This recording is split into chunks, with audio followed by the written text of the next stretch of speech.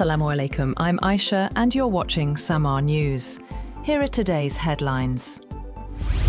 President Donald Trump left China on Friday after a high-profile visit that produced no major trade breakthroughs or clear Chinese support to help end the Iran war. Despite 2 days of public praise between Trump and President Xi Jinping, tensions over Taiwan remained central, with Xi warning that mishandling the issue could lead to conflict. However, talking to reporters aboard Air Force One, Trump said he would soon make a decision on the issue. He also said that China agreed to buy 200 Boeing jets, with a potential commitment to purchase up to 750 planes. To a question, he said he is considering lifting sanctions on Chinese companies that buy Iranian oil and expects to make a decision soon. US President Donald Trump has said that Washington is prepared to sign an agreement with Iran if Tehran suspended its nuclear program for 20 years. Speaking to the media aboard Air Force One, Trump said he would accept such an arrangement if Iran's commitment proved genuine. Trump claimed Iran previously conducted trade worth $500 million daily through the Strait of Hormuz, and said the blockade had disrupted Iranian commerce. He said the ceasefire decision was taken at the request of other countries, and once again praised Pakistan's Field Marshal and Prime Minister. Trump also said he would decide within days on lifting restrictions imposed on Chinese companies purchasing Iranian oil.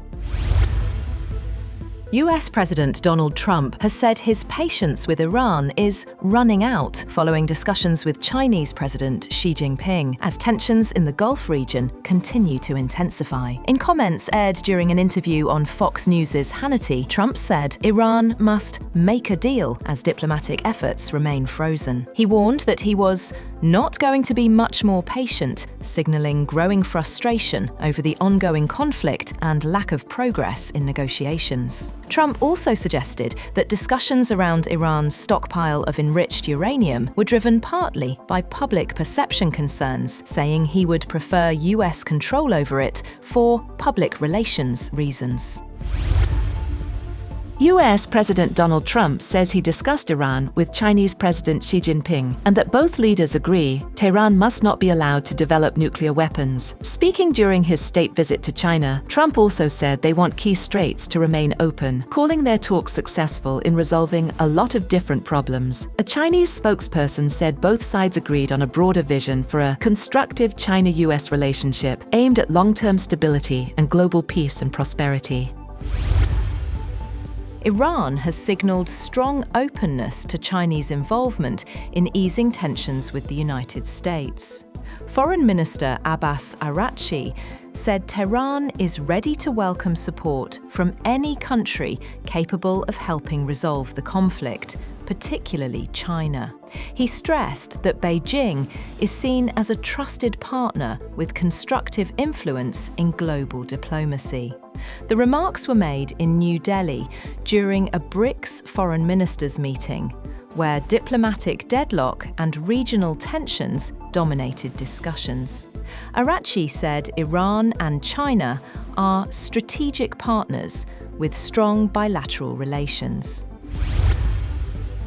Separately, Araghchi said US-Iran negotiations are suffering from a lack of trust, warning that Tehran wants clearly defined terms before agreeing to any deal. He said contradictory messages from Washington had deepened doubts over US intentions. He also insisted that vessels crossing the Strait of Hormuz must coordinate with Iran's navy unless they are hostile to Tehran. The State Department says Israel and Lebanon have agreed to extend their US-brokered ceasefire by 45 days after talks in Washington. The truce, which was first declared by President Trump on April 16th, will remain in place as both sides prepare for another round of negotiations in early June, aimed at containing hostilities along the Lebanon border.